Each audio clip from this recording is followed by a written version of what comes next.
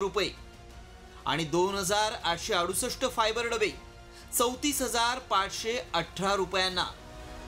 डबे खरेदीसाठी महापालिकेने निविदा प्रसिद्ध केल्यानंतर कोणार्क इन्फ्रास्ट्रक्चर लिमिटेड या कंपनीला हे कंत्राट देण्यात आले।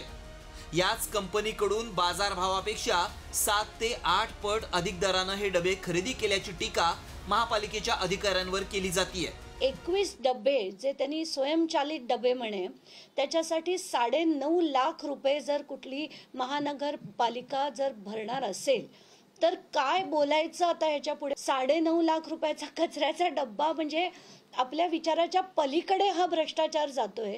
आणि आयुक्तांना जेव्हा हा प्रश्न विचारला गेला तेव्हा त्यांनी माहिती नसल्याचं सांगितलं। हे ऐकून आणि नवलच वाटतं।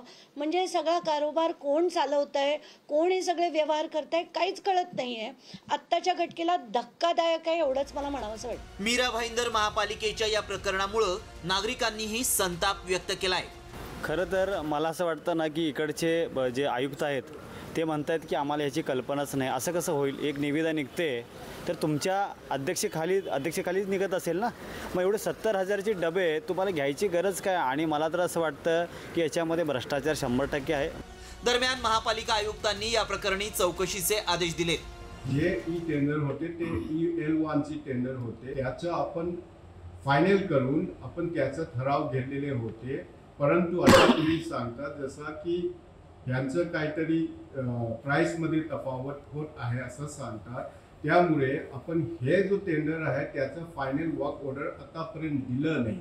त्यामुळे आपण वर्क ऑर्डर देण्याची अगोदर यांचं तपासणी करून पडताळणी करून वर्क ऑर्डर देता येईल आणि त्यामध्ये काहीतरी चूक आहे तर त्याचं उचित कारवाई करता येईल। त्यामुळे चौकशीनंतर वर्क ऑर्डर देणार असल्याची माहिती जरी आयुक्तांनी दिली असली तरी निविदा प्रक्रिया राबवून पुढील सर्व प्रक्रिया करताना या संदर्भात आयुक्तांनी कुठलीच माहिती का घेतली नाही। सर्वसामान्यांच्या खिशाला कात्री लावून कचरा संकलनासाठी पैसे आकारणाऱ्या पालिकेनं लुटीचा बाजार मांडलाय का असा सवाल उपस्थित केला जातोय। मात्र अधिकाऱ्यांच्या संगनमतानं करण्यात आलेला हा प्रताप महापालिकेतल्या भ्रष्टाचाराची पोलखोल करणारा ठरणार का याकडे सर्वांचं लक्ष लागलंय। मनोज तांबेसह गणेश कवडे, साम टीव्ही न्यूज, मीरा भाईंदर।